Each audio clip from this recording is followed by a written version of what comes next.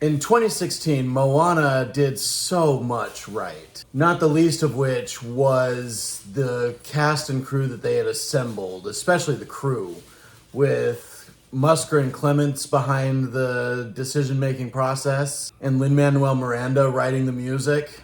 That was a good mix. And so with none of those people coming back for Moana 2, does it hold up at all? Let's talk about it. Welcome back to Movie Health Community, the internet's #1 source of health warnings at the movies.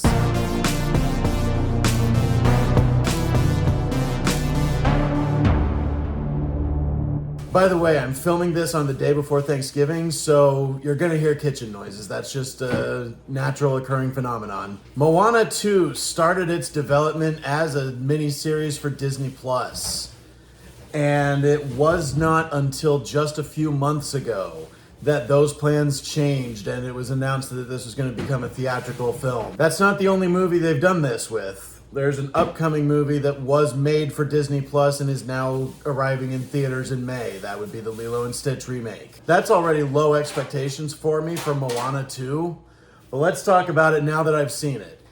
We'll start off. Is it safe for photosensitive audiences? The answer is no. Moana 2 has a lot of lightning, and whenever this lightning happens, it uses strong strobe effects. Important things happen in the midst of these strobe effects, so if you're covering your eyes, you will miss things. And they happen very suddenly within their scenes. There's usually a little bit of warning that a scene with lightning is about to happen, but there's never really any warning of any moment that it's about to happen. So for flashing lights, unfortunately, we gotta give Moana 2 a 9 out of 10. In terms of motion, there's a lot of high-speed chases, some flying through some complex maneuvers. And then in terms of mental health, there is a sequence of this movie that deals with a lot of mythological sphincters that expel a lot of nasty fluids. And there are other scenes involving animal secretions meant to gross you out. I didn't expect that I would be using the word sphincters. Anyway, now that we're done talking about sphincters, let's talk about if this movie's any good. What this movie reminds me of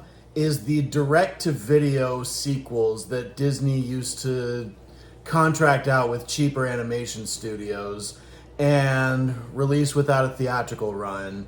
I'm talking like The Lion King 2 Simba's Pride. I'm talking The Little Mermaid 2 Return to the Sea.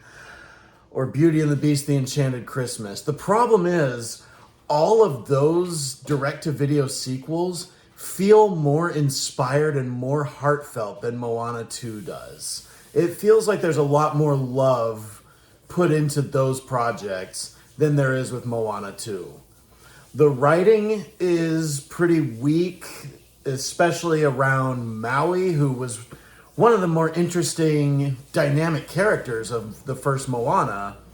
He has no character in this movie. They forgot to write him a personality. Maui got the Ginny Weasley treatment in this. None of this music is going to be iconic. I got to see the first Moana before my ex-wife got to. And when I took her to it, I still remember humming "You're Welcome" while I was waiting in the line for the movie. If I were to go see Moana 2 again, there's not a single song I would be able to hum or sing along or just be able to instantly recall. And I think that's just a summation of how this movie is altogether. It's pretty to look at. I will grant that my expectations for the animation were exceeded. I was expecting it to look a lot cheaper. It does look right on par with the original Moana in terms of the animation and a lot of the pretty choices they've made with glowing and other bioluminescence. That's about the only thing where it comes even close to the original. So yeah, this movie's just really forgettable, and the bar should have been a lot higher for our expectations for this, and it still ended up really disappointing.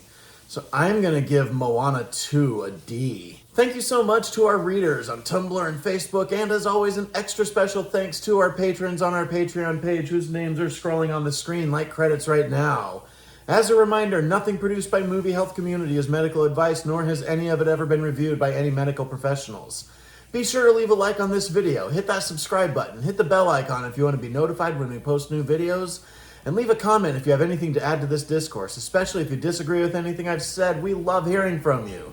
And as always, stay safe at the movies.